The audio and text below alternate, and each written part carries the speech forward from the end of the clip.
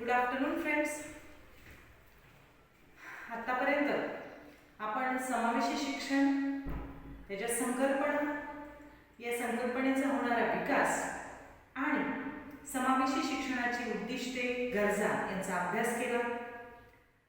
आणि या अनुषंगाने आतापर्यंत आपल्या डोक्यात एक कल्पना तर अगदी निश्चित झाली असेल की समावेशी शिक्षण हे सामान्य शिक्षणापेक्षा थोडं वेगळं आहे आणि समावेशी शिक्षणाची संकल्पना राबवण्यासाठीच्या शाळा सुद्धा थोड्याशा सामान्य शाळांपेक्षा वेगळ्या आहेत. मग अशाच पद्धतीने सामान्य शाळा आणि समावेशी शाळा यांच्यामध्ये नेमका कोणता फरक आहे? अगदी खूप मोठा फरक नाही, परंतु जो छोटा सूक्ष्म फरक आहे तो नेमका कोणता आहे, तो फरक आजच्या तासाला आपण अभ्यासणार आहोत. आपल्या आजच्या पॉइंटचं नाव आहे सामान्य शाळा आणि समावेशी शाळा यातील फरक.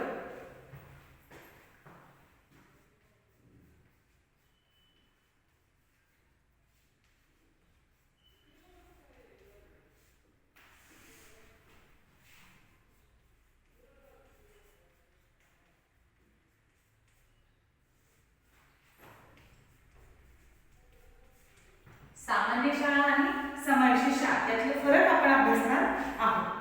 तर फरकाचा पहिला मुद्दा जो आहे तो आहे संकल्पना किंवा व्याख्या. सामान्य शाळा कशाला म्हणतात?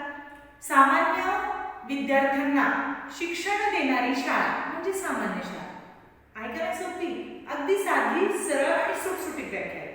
सामान्य मुलांना, सामान्य विद्यार्थ्यांना शिक्षण देणारी शाळा म्हणजे सामान्य शाळा. मग समावेशी शाळा म्हणजे काय? तर सामान्य मुलांबरोबर विशेष मुलांनाही सामावून घेऊन शिक्षण देणारी शाळा म्हणजेच समावेशी शाळा. आलं लक्षात? या दोन्ही संकल्पना आहेत, त्यात छोटासा आणि सूक्ष्म फरक आहे. दुसरा मुद्दा आहे सामान्य शाळा ज्या आहेत या विषय केंद्रित शिक्षण पद्धती राबवतात.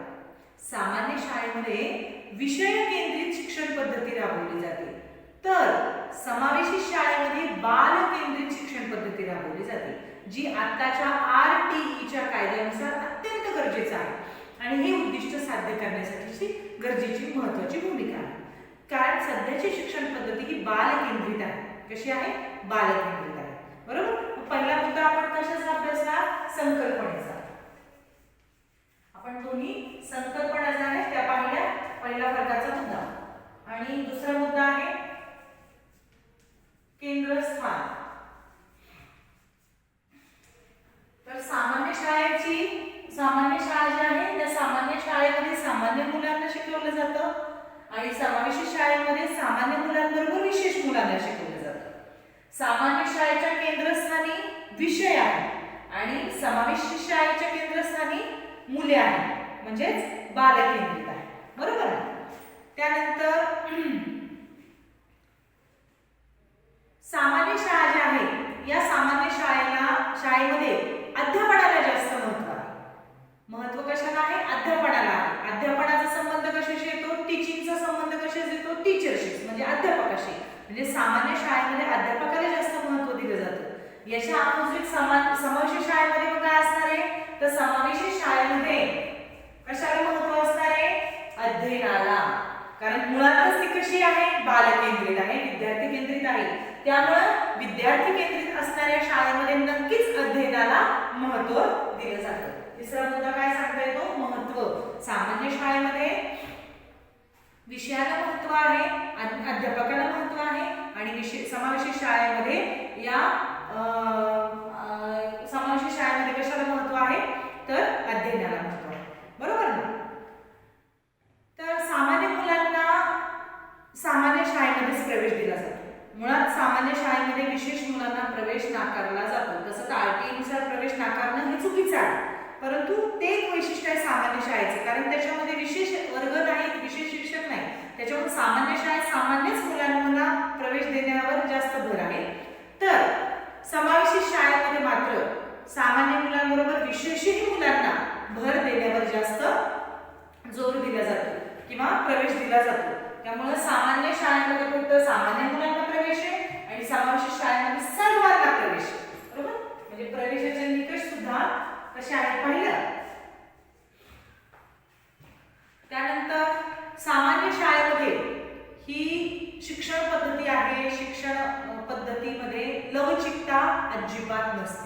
फ्लेक्झिबिलिटी अजिबात नसते. जो साचा, जो ढाचा वरून आलेला आहे, वर्षभरात जो रन करायचा आहे, जो शिकवायचा आहे मुलांना, तो शिकवला जातो. ज्या महिन्यात जे शिकवून होणं गरजेचं आहे ते शिकवलं जातं, ते टार्गेट पूर्ण केलं जातं, ते उद्दिष्ट साध्य केलं जातं, पुढे गेलं जातं. परंतु समावेशी शाळेमध्ये अजिबात असं नाही.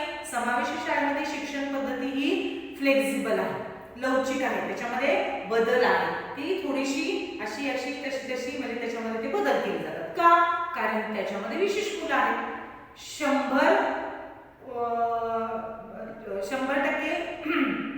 किंवा एखाद्या वर्गाचे 50% विद्यार्थी संख्या असेल तर 50 मध्ये प्रामुख्याने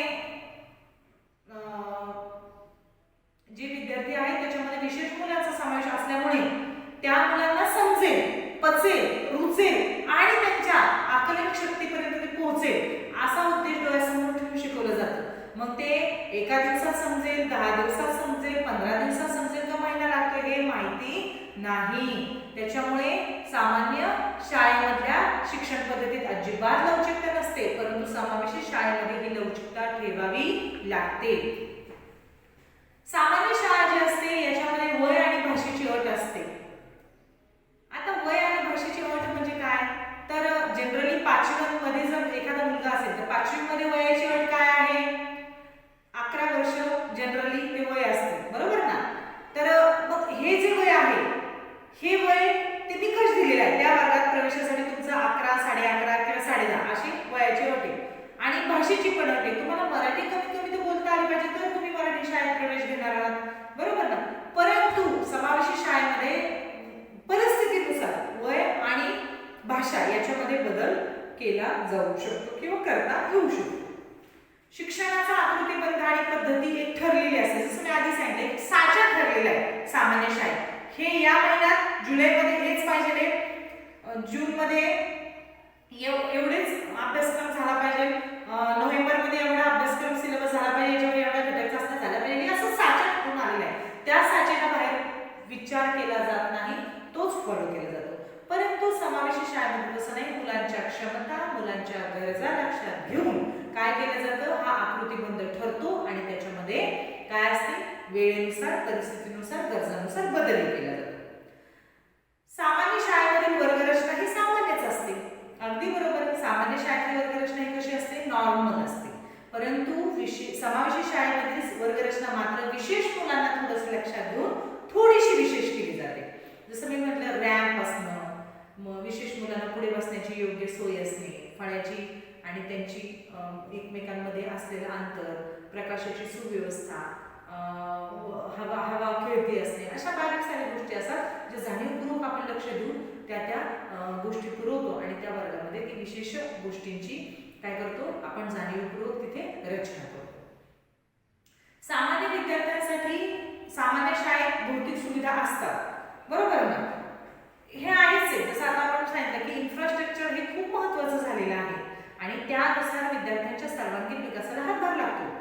परंतु सामान्य शाळेप्रमाणेच समावेशी शाळेमध्ये मात्र विशेष सोयी सुविधा असतात, विशेष साधने असतात आणि विशेष टीचिंग एड्सचा वापर केला जातो. का? तर विशेष मुले, त्यांच्या गरजा थोड्याशा विशेष आहेत म्हणून त्यांना समजावं, त्यांना तो घटक व्यवस्थित आत्मसात व्हावा याच्यासाठी ज्या सोयी सुविधा आहेत त्या सोयी सुविधा त्या सामान्य शाळेतील भौतिक सुविधांमध्ये प्रामुख्याने आपण इन्क्लूड केलेल्या आहेत. सामान्य शाळेच्या प्रगतीचा जास्त विचार केला जातो.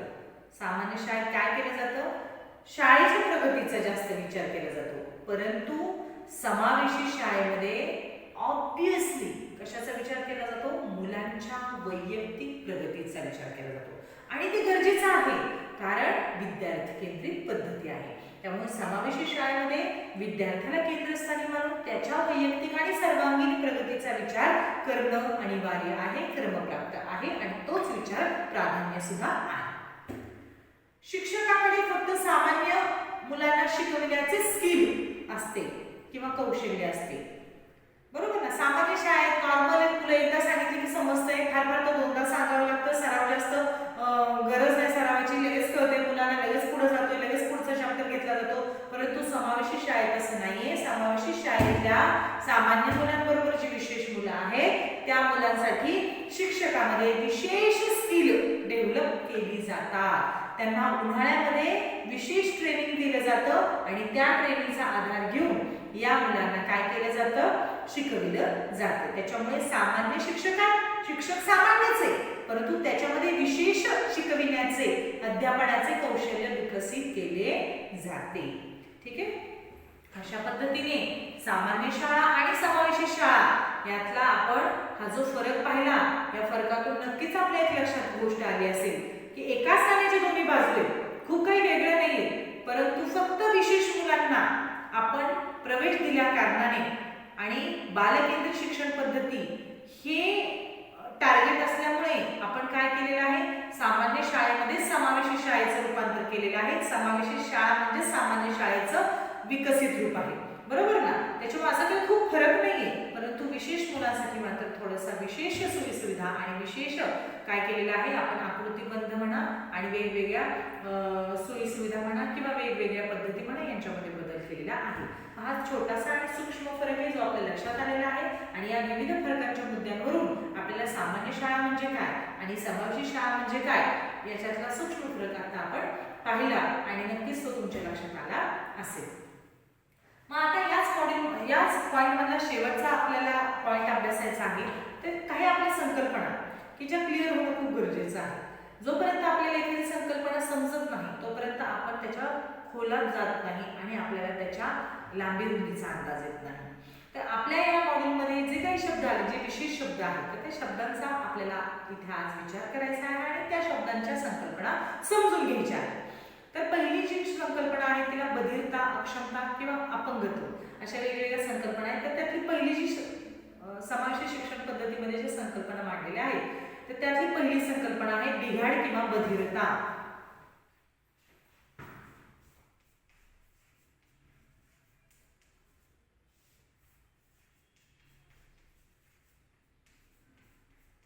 बिघाड किंवा बधिरता, ज्यांना इम्पेअरमेंट असं म्हटलं जातं. आता बघा याची व्याख्या केली जाते, मानसिक किंवा इंद्रिय रचनेमध्ये, मानसिक किंवा इंद्रिय विषयक शरीर रचनेमध्ये त्यांच्या कार्यात झालेले नुकसान म्हणजे बिघाड होय. मानसिक किंवा इंद्रिय विषयक शरीर रचनेमध्ये त्यांच्या कार्यात जी काही नुकसान होतं किंवा जी काही अडथळा निर्माण होतो त्याला बिघाड किंवा बधिरता असं म्हणतात. आता बघा जसं की जनरली आपण बघतो आता पावसाचे दिवस आहेत, फरशी वगैरे असे थंड असते. अशा थंड फरशीवर आपण उन्हाळ्यात जसं फरशांवर झोपतो, थंड वाटतं आपल्याला कारण उष्णता असते बाहेर, म्हणून पावसाळ्यात थंड फरशीवर झोपून जमणार नाही. पण जनरली आपण समजा खाली झोपलो आणि झोपल्यानंतर आपला चुकून हे एखादा हात हा फरशीवर गेला झोपेतच, तर तो हात बधीर होऊन जातो बघा. सकाळी उठल्यानंतर आपण म्हणतो काय झाले माझ्या हाताला, किंवा जर एकाच अवस्थेमध्ये आपण रात्रभर 12 तास झोपून राहिलो, समजा डोक्याखाली हात घेतला आणि झोपून राहिलो, तरी 12 तास तो एकाच अवस्थेमध्ये असल्यामुळे त्या हाताच्या काम करण्याच्या ज्या रचनेमध्ये आहे, कृतीमध्ये आहे, काहीतरी गोंधळ निर्माण होतो. आणि मग याला तो जो निर्माण झालेला गोंधळ त्याला बधिरता असं म्हणतात. तो हात बधीर होणे. मग मुंग्याने आपण त्याला एक शब्द वापरतो, मुंग्या आल्यात वगैरे, किंवा एखादी गोष्ट चटकन समजली तरी काय तू बधीरेस का, आपण असं जनरली बोलून जातो, बरोबर ना. तर इथे बधिरता हा जो शब्द आहे, हा शब्द आपल्याला अशा संकल्पनेतून घ्यायचा आहे की मानसिक किंवा इंद्रिय विषय शरीर रचनेत आणि त्यांच्या कार्यात जो काही अडथळा निर्माण होतो त्याला बधिरता असं म्हणतात. मग विचार करण्यामध्ये असेल, कृती करण्यामध्ये असेल, चालताना, बोलताना, एखादी गोष्ट घेताना, अचानक एखादी गोष्ट करताना आपल्याला असं वाटतं अरे आपण हे करू शकत नाही का, तर आपल्याला ते जमू शकत नाही, कायम जमतं आता जमत नाही. मग ते लक्षात येतं. एखाद्या दिवशी एखाद्या माणसाला ज्यावेळेस अर्धांगवायू किंवा पॅरालिसिस आपण म्हणतो तो येतो अचानक. तर रोज दिसतोय आपल्याला तो माणूस, अचानकच त्याचं तोंड असं वाकडं झालं किंवा हातपाय वाकडे व्हायला का झालं, तर ती जागा किंवा त्या शरीराचा तो भाग काय झालेला असतो, बधीर झालेला असतो. आणि हे जे या अक्षमतेमुळे जी व्यंग निर्माण होतो त्याला बधिरता म्हणतात किंवा बिघाड म्हटलं जातं. आता हा जो बिघाड आहे हा कायमस्वरूपी असतो का, तर नाही. हा बिघाड तात्पुरत्याही स्वरूपात असतो आणि कायमस्वरूपी दोन्ही प्रकारात होतो. तात्पुरतं म्हणजे जसं मी आता सांगितलं अर्धांगवायू किंवा पॅरालिसिस असं म्हणतो, तर तो जर झाला एखाद्याला तर लगेच 24 तासाच्या आत जर ती ट्रीटमेंट आपल्याला मिळाली, आणि त्याच्यावर लगेच उपचार सुरू झाले तर तो पॅरालिसिस एका महिन्यात आपण कव्हर करू शकतो. हा, पण मात्र आपल्याला त्या भागात जो काही आपल्याला अक्षमता आलेली असते किंवा बधिरता आलेली असते ती दूर करण्यासाठी आपल्याला योग म्हणजे काय आणि कंटिन्युअसली व्यायाम आणि वेगवेगळे प्राणायाम करणं गरजेचं आहे, जेणेकरून पुन्हा त्या गोष्टी होऊ नये याच्यासाठी तो प्रयत्न करणं गरजेचं आहे. मग ते तात्पुरत्या स्वरूपातले झाले, परंतु कधी कधी काही अपंगत्व हे कायमस्वरूपीचं असतं.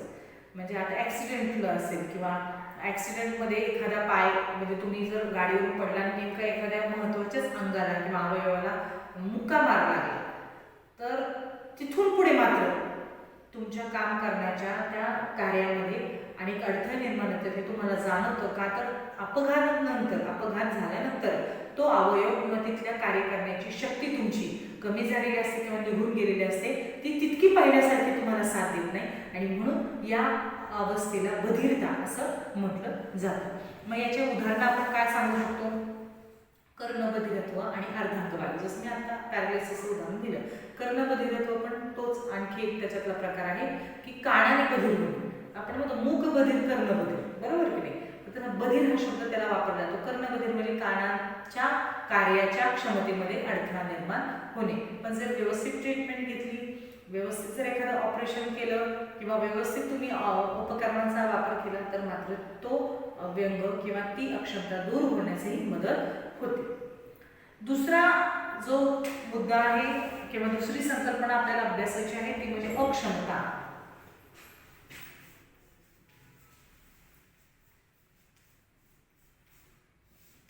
अक्षमता ज्याला डिसॅबिलिटी म्हणतात. ॲबिलिटी म्हणजे क्षमता आणि डिसॅबिलिटी म्हणजे अक्षमता. अक्षमता सुद्धा ही संकल्पना समावेशी शिक्षणामध्ये वापरली जाते. तर ती कोणत्या अर्थाने वापरली जाते ते आपण पाहूया. जसं आता आपण पाहिलं बिघाड हा पहिला पॉइंट आपण अभ्यासला, मग त्यावरच डिपेंड आहे दुसरी संकल्पना आहे. बिघाडामुळे कोणतेही काम सहजपणे करण्यात येणाऱ्या मर्यादा म्हणजे अक्षमता. निर्माण झालेला आहे बिघाड कुठे? मानसिक आणि शारीरिक कार्यामध्ये. तर त्या मानसिक आणि शारीरिक कार्यामध्ये जो काही बिघाड निर्माण झालाय त्या बिघाड निर्माण झाल्यामुळे एखादं कार्य करण्यास निर्माण होणारा अडथळा म्हणजे अक्षमता किंवा एखादी कृती करण्यात येणारी मर्यादा म्हणजे अक्षमता. अशी साधी सरळ सुटसुटीत व्याख्या केली जाते. यामध्ये काय होतं? व्यक्ती जितके काम करू शकत नाही म्हणजे जितकं काम आधी करायचं तितकं काम बिघाड झाल्यानंतर त्याला करता येतं. जसं मी आता हे उदाहरण सांगितलं की अपघात झाल्यानंतर जर एखादा पाय तुमचा निकामी झाला असेल किंवा तिथल्या हाडांमध्ये काही फ्रॅक्चर वगैरे झाला असेल तर जेवढं पहिल्यांदा तुम्ही काही किलोमीटर चालत होता किंवा पायी चालून बरीचशी कामं करत होता ते मात्र आता शक्य होणार नाही. तुम्हाला थोड्या अंतरावर जायला सुद्धा आता गाडी लागणार आहे किंवा कोणाची तरी मदत लागणार आहे. हे काय झालं की बिघाड झाला, त्या शरीराच्या रचनेत बिघाड झाला, त्या अवयवांमध्ये बिघाड झाला आणि त्या बिघाडामुळे तुमच्या त्या कामामध्ये काय झाली? अक्षमता निर्माण झाली. तुमच्या कामामध्ये क्षमता राहिली नाही, पहिल्यासारखी क्षमता न राहणे म्हणजे ती अक्षमता निर्माण झालेली आहे, बरोबर? आणि ही पण स्थिती कशी आहे? अगदी पहिल्यासारखीच म्हणजे याच्यासारखीच तात्पुरती पण असते आणि कधी कधी कायमस्वरूपी पण होऊन जाते.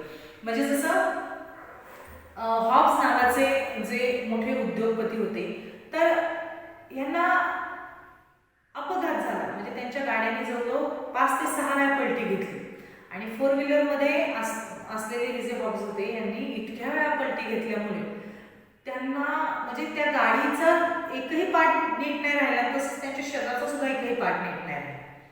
डॉक्टरांनी सांगितलं की तुम्ही वाचलात हेच खूप झाले पण तुम्ही तुमच्या पायावर उभं राहता की नाही हे मात्र सांगणं अवघड आहे. पण डॉक्टरांनी नाही पण असं म्हटलं नाही की तुम्ही राहूच शकत नाही उभे. मग कुठेतरी हॉब्सला आशा वाटली आणि त्यांनी प्रयत्न केला म्हणजे याच्यावर मात केली पाहिजे. मी असं बसून राहणार नाही किंवा मी दुसऱ्यांवर अवलंबून राहणार नाही. मग रोज सकाळी उठून काय करायचं तर स्वतःचं एक त्यांनी डेली रुटीन चालू केलं. रोज सकाळी उठणे, व्यायाम करणे, पायांना मॉलिश करणे, प्राणायाम करणे, जितकं होईल तितकं योगा करणे, एक्सरसाइज करणे, पॉझिटिव्ह पुस्तकं वाचणे, पॉझिटिव्ह लोकांच्यात राहणे, पॉझिटिव्ह विचार करणे, पॉझिटिव्ह पाहणे. आणि इतकी काय पॉझिटिव्हिटी त्यांच्यामध्ये निर्माण झाली की ज्या माणसाला डॉक्टरांच्या वैद्यकीय सल्ल्यानुसार तुम्ही तुमच्या पायावर उभं राहणार नाही असा निष्कर्ष मिळाला होता, त्या माणसाने स्वतःच्या पायावर फक्त उभंच राहून नाही दाखवलं, तर त्याच्यानंतर पुन्हा आणखी एक कंपनी डेव्हलप केली आणि ते त्या कंपनीचे मालक झाले. म्हणजे अक्षरशः प्रयत्न ते परमेश्वर म्हणतात ते उगाच नाही. तुम्ही प्रयत्न केला तर तुम्ही तुमच्या अक्षमतेवरही मात करू शकता. ती मग मानसिक असो नाहीतर शारीरिक असो, पण तुम्ही मात करू शकता. फक्त you can do it. Yes, I can. तसं नाही, आय कॅन डू इट असं म्हणायचं. मला जमणारच नाही, आय कॅन डू दिस म्हटल्यानंतर मी जर तिथंच खसले तर मी पुढे काहीच करणार नाही. पण मी हे करू शकते. I can do this. Yes, मीच करू शकते. हा आत्मविश्वास तुमच्यामध्ये पाहिजे, तर तुमच्या अक्षमतेवर तुम्ही मात करू शकता. आणि यातली पुढची आणि शेवटची जी संकल्पना आहे ती आहे अपंगत्व. हे शब्दप्रयोग आपल्या समावेशित शिक्षण या संकल्पनेत जास्तीत जास्त वापरले जातात. बिघाड, अक्षमता, अपंगत्व. अपंगत्व हा शब्द तुम्हाला माहिती आहे, ज्याला हँडिकॅप असं म्हणतो आपण. तर पुन्हा ही संकल्पना या दोघांवर डिपेंड आहे. संकल्पना याची अशी आहे, बिघाड किंवा अक्षमतेमुळे सामाजिक सांस्कृतिक घटकांनुसार कोणतीही भूमिका पार पाडण्यासाठी अथवा काम करण्यासाठी होणारी गैरसोय म्हणजे अपंगत्व होय. बघा आता, जर बिघाड निर्माण झाला तर बिघाडामुळे आपोआप अक्षमता निर्माण होते. आणि अक्षमता निर्माण झाली की कोणत्याही समाजात गेलं, सांस्कृतिक कार्यक्रम असो, आध्यात्मिक असो, शाळेतला असो, शैक्षणिक असो, औद्योगिक असो, कोणत्याही कामामध्ये काम करताना जी गैरसोय निर्माण होते की ती आहेच गैरसोय, काहीच करू शकत नाही आता आपण, तर त्या गैरसोयीला अपंगत्व असं म्हणतात. की ते जमू शकत नाही, खूप प्रयत्न करते पण ते नाही. आणि सगळीकडे ते आपल्याला जाणवते, सगळ्या क्षेत्रामध्ये आपल्याला ते जाणवतं, ती अक्षमता जाणवते, म्हणून त्याला अपंगत्व असं म्हणतात. आता हा मूळचा बिघाड, वातावरणातील घटक यांच्या परस्पर संबंधातून अपंगत्वाचा जन्म होतो. कधी कधी जन्मताच असतो, कधी कधी नंतर अपघाताने हे अपंगत्व येत असतं. आणि कसं असतं बघा, आता एक उदाहरण आपण घेऊया की कर्णबधिर मुले जी असतात ही एक तर जन्मजात प्रसूतीच्या वेळेस किंवा जन्माच्या वेळेस जर बाळाच्या किंवा डॉक्टरांच्या चुकीमुळे काही जर चुकून झालं असेल तर हे एक अपंगत्व येतं. याच्यासारखं अनेक अपंगत्व येऊ शकतं. आणि दुसरं अपघाताने, की जन्माच्या वेळेस चांगलं होतं पण अपघाताने जर कानाची, त्याची श्रवणाची शक्ती निघून गेली असेल, बोलण्याची शक्ती निघून गेली असेल, डोळे पाहण्याची शक्ती निघून गेली असेल, तर मात्र ते अपंगत्व कायमस्वरूपी राहतं. पण मेडिकल सायन्स खूप पुढे गेलेलं आहे, त्यामुळे आपण त्याच्या आधारावर जर जमत असेल तर त्या अपंगत्वावर मात करू शकतो आणि ती पण यशस्वीपणे मात करू शकतो. पण हे सगळं करत असताना, ही मात करत असताना आधी आपल्याला आपलं मन खंबीर करणं गरजेचं आहे. विजय हा फक्त युद्धभूमीवरच मिळतो असं नाही. विजय हा मिळवण्यासाठी, यश मिळवण्यासाठी आधी आपल्याला मनाच्या रणभूमीवर प्रयत्न करणं गरजेचं आहे. इथून विचार करणं गरजेचं आहे, नाही मी यशस्वी होणारच. एकदा इथं सक्सेसफुल तुम्ही पॉझिटिव्ह थिंक केला की मग युद्धभूमीवर तुम्ही काही करू शकता, प्रत्यक्ष परिस्थितीत काही करू शकता, कोणत्याही कंडिशनला तुम्ही सामोरे जाऊ शकता. पण मी जर मनातूनच हातपाय गाळले तर मात्र काही होऊ शकत नाही. या तीनही संकल्पना या तात्पुरत्या पण आहेत आणि कायमस्वरूपीच्या आहेत. या नीट होणारच नाही अशा अजिबात नाही. तुम्ही प्रेम, सहकार्य, माया, आत्मविश्वास, आत्मशक्ती, प्रयत्न, चिकाटी, जिद्द यांच्या जोरावर या तीनही क्षमता ज्या आहेत या तीनही क्षमतांवर मात, अक्षमतांवर मात करू शकता. तीनही ज्या गोष्टी आहेत या गोष्टी, संकल्पना ज्या आहेत या जर आपल्या आयुष्यात उद्भवल्या तर आपण नक्कीच त्याच्यावर यशस्वीपणे मात करू शकतो. पण ज्यांना मात करता येत नाही अशी मुलं जी आहेत या मुलांना आपल्याला समावेशी शाळांमध्ये प्रवेश द्यायचा आहे आणि या समावेशी शाळेमध्ये याच मुलांच्या सर्वांगीण विकासावर भर दिला जातो आणि म्हणून या संकल्पना समावेशी शिक्षणामध्ये जास्त महत्त्वाच्या आहेत. अपंग, अक्षमता आणि बधिरता. ठीक आहे, तर या संकल्पना नक्कीच तुम्हाला समजल्या असतील. तुम्हाला जर काही अडचण असेल किंवा आमच्या या लेक्चरमध्ये तुम्हाला काही शंका कुशंका जर वाटत असतील, शिकविताना आमचे काही तुम्हाला कळत नसेल तर ते सजेशन नक्कीच तुम्ही पर्सनली फोन करून आम्हाला सांगू शकता. आणि आत्ताचा जो भाग आहे तो इथे संपला. आपल्या पहिल्या मॉड्यूलमधला पहिला पॉईंट इथे पूर्ण झालेला आहे. दुसरा जो पॉईंट आहे तो आपण पुढील तासाला पाहू. धन्यवाद.